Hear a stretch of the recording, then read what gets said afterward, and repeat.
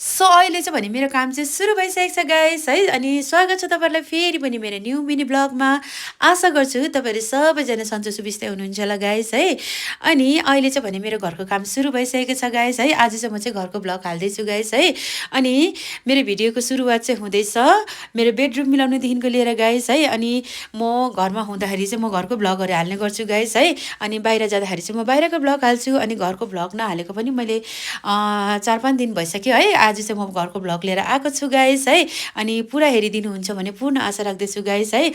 मन परे like comment share पनि गरिदिनुहुन्छ भनेर चाहिँ आशा राख्छु गाइस है। र अहिले चाहिँ म चाहिँ गाइस मेरो बेडरुमहरू मिलाउने काम गर्दैछु यहाँनिर है।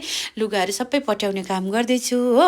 अनि लुगाहरू पट्याइसकेर यसरी उयो गरिसकेर चाहिँ म बडाल कुडाल गर्ने काम गर्दैछु है। सनाकसिनिक त्यही हो अब घरको कामहरू होइन। डेलीको एउटै काम हुन्छ साफसफाइ है, पकाइ तुलाइ होइन, यस्तै हुन्छ काम। अहिले चाहिँ म चाहिँ यहाँनिर मेरो बेडरुम मिलाउने काम गर्दैछु, बडाल कुडाल गर्दैछु गाइस है।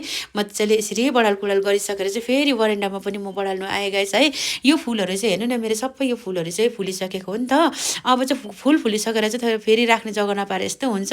यसलाई अब चाहिँ पानीले भेट्नु हुँदैन नि त, यो बिजन नबसिन्जेलसम्म चाहिँ। सो मैले चाहिँ यसलाई यहीँ नै राखिदिएको गाइस है। अब नसुकिन्जेल यसलाई यहीँ राख्नुपर्छ। अनि सट्ट बडाल्दा बडालिसकेर चाहिँ गाइस अहिले चाहिँ म चाहिँ सिँढी बडाल्ने काम गर्दैछु यहाँनिर है। सट्टै यसरी सिँढीहरू पनि बडालिहालेँ। बाहिर चाहिँ सिमसिम पानी पर्दैछ है। तबसम्म चाहिँ यता दुधवाला पनि आउनु भएछ है। दुध पनि ल्याइदिनु भयो दाजुले चाहिँ होइन। अनि दुध लिएर चाहिँ दुध थापिहालेँ गाइस है। दुध पनि चालेर मैले पकाउनु राखिहालेँ होइन। अब चाहिँ म चाहिँ खानापिना पकाउनु पर्ने हुन्छ है।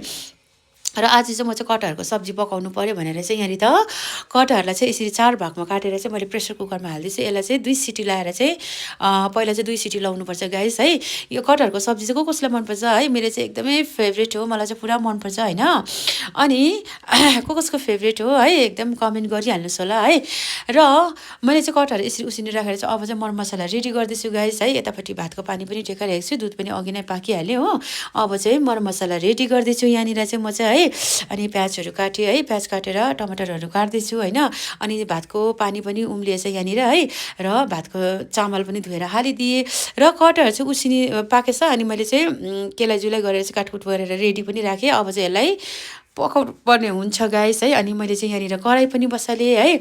अनि कराई बसालेर चाहिँ मैले तेल खराउनुको लागि हालिदिएँ। तेल पनि खरियो होइन। अनि यहाँ चाहिँ मैले 5 फोरन पड्काइदिएँ गाइस है।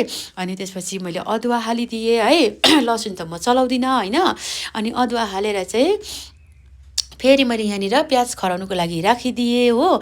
प्याज चाहिँ मैले 2टा जस्तो हालिदिएको है, किनभने चाहिँ कटहरमा प्याज मजाले हाल्यो भने चाहिँ मिठो हुन्छ होइन।